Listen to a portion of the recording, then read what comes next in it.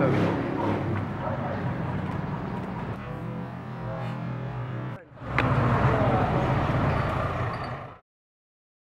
Mark!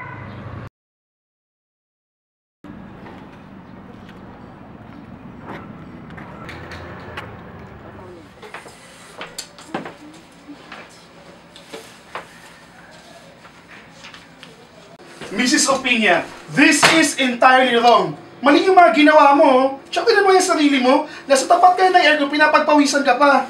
Ayusin mo yan, ha? Be competent enough.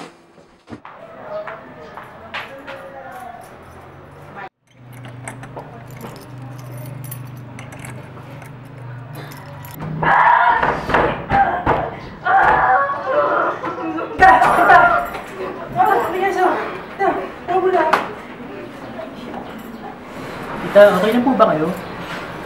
May lang naman okay na ba? Kilala niyo po ba ako? Ha? Ano? Ako po, kilala niyo po ba ako? Ito si Vic. Nasaan po tayo ngayon? Andito naman tayo sa bahay ko. Ano po ba nangyari? Ano po nangyari sa inyo? Kasi sobrang init na nga eh. Tapos yung bahay pa namin, hindi ko mabuksan yung pinto. Tapos, parang lagi pang nagpapadasal si Mark. Tapos ko pa yung lid. Parang lumalaki na. Kung na anong gagawin ko. Okay, tita. Ganito po gagawin natin, ha? May kilala po akong doktor. Magaling po siya. Pangako po sa inyo. Puntahan niyo po bukas. Okay? Okay na po ba kayo? Salamat, Victor. Wala pong anuman, tita.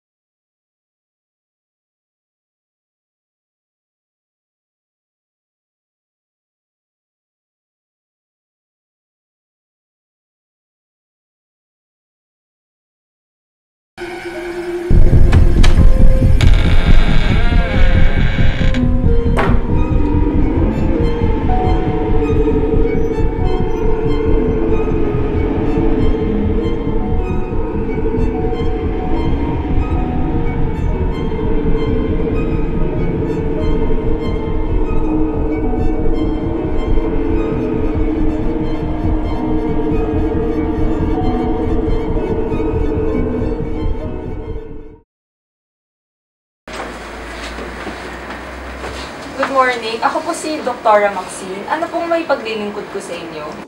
Ganito po kasi yun, Dok. Nung mga nakaraang araw po, napapansin ko po, lumalaki po yung leeg ko. Tapos po, madalas po ako mapagod. At parang nangangayayat po ako kahit kain po ako ng kain.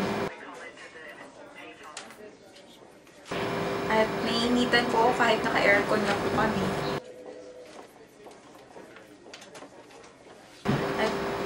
At di rin po ako makatulog kahit pagod na po ako.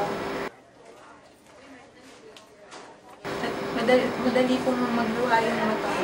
At itong mga nakaraan, pansin ko po, parang nagpaparamdam po si Mark, yung anak ko po. Matagal lang pong namatay yun. So, ang ginawa ko po, nag-research po ako. Pero hindi ko naman po kasi naiintindihan yung naman yun eh. Kaya nandito po ako.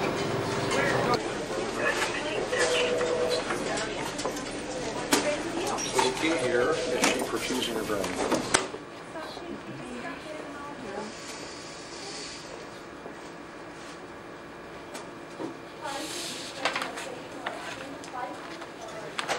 Based po kasi sa initial findings ko, meron po kayong tinatawag na Graves' disease. Ang Graves' disease po ay kung saan mataas po ang production ng thyroid hormone nyo. Ganito po kasi yun. Yung thyroid gland nyo po ay isa sa mga pinakamalaking endocrine gland at ito ay matatagpuan sa itaas ng pharynx, larynx, and trachea nyo. At ang bawat lobes ng thyroid gland nyo ay umaabot po hanggang sa 6 thyroid cartilage. Yung thyroid gland nyo po kasi ay nagpo-produce po ng thyroid hormones. And yung thyroid hormones po ninyo ay nakaka-apekto po ito sa organ system po ng katawan nyo. Yung tinatawag po nating thyroid stimulating hormone, kumakabit po siya sa thyroid gland ninyo. At nagsisend po siya ng signal sa katawan nyo para mag-produce po ng thyroid hormones. Ngunit sa condition nyo po, dun sa Graves' disease po, instead na yung thyroid stimulating hormone kumakabit sa thyroid gland niyo po. Ang kumakabit po dito ay yung thyroid-stimulating immunoglobulins. Ang ibig sabihin po nito, kapag kumabit po ito sa thyroid gland niyo, ay mas maraming hormones po ang naproproduce ng katawan niyo. Kaya po, lumalaki po yung thyroid gland ninyo at nagkakaroon po kayo ng mabilis po na heartbeat at namamawis po kayo kahit giniginaw po kayo. Hindi ko po yan! Dok, pasensya na po kayo sa sabi. Hindi, okay lang. Naiintindihan ko naman. Iba-iba naman talaga ng reaction ng mga tao. Ganito na lang, kung handa na kayo, tsaka na lang kayo bumalik para mapag-usapan natin yung maaari natin gawin tungkol sa kondisyon ng asawa niyo. Salamat po, Dok. Sige.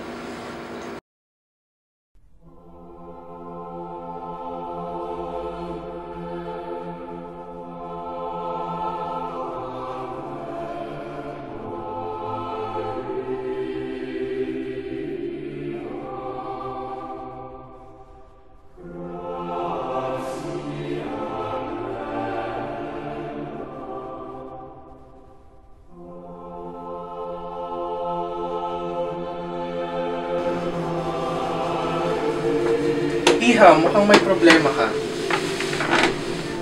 Father, pinaparusahan po ba ako ng Diyos?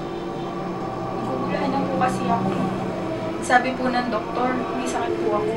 Pero hindi ko po kasi matanggap. Ano na po ang gagawin ko? Hindi naman nagbibigay ang Diyos sa mga pagsubok na hindi mo kakayanin. At hindi rin naman itinadhana ng Diyos na maghirap ang tao. Dahil pumunta ka na sa doktor, sundin mo na lang ang mga inuutos ng doktor, kung ano mang iinumin mo, at ipagdadasal kita. Salamat po. Magandang araw. Buti naisipan niyo namang bumalik. Oo nga po, Dok eh. Pasensya na nga po pala nung nakarang araw ha. Ay, hindi. Okay lang yun. Naintindihan ko naman. So, ganito yung gagawin natin. May dalawang solusyon para sa sakit mo. It's either pwede ka uminom ng gamot para bumaba yung production ng thyroid hormones nyo. Or yung isa naman, we can do radiotherapy. Kayo po yung bahala. Ano pong desisyon nyo? Sige po, Dok. Pag-iisipan po namin. Okay, sige.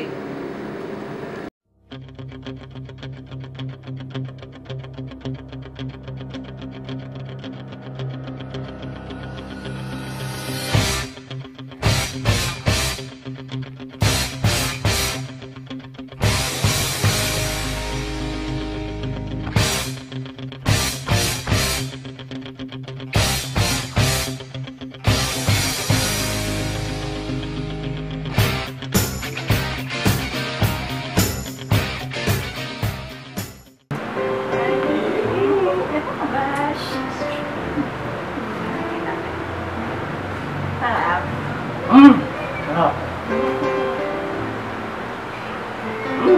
Panis ka talaga, Bill. Friends din ko dahil. Sa taas. Sige na nga. Yeah. Bilisan mo, ha?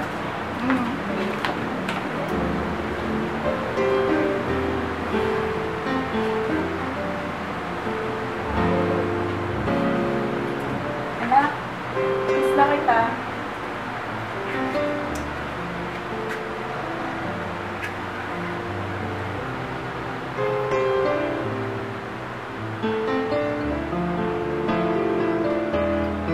Ani, nandiyan na ako.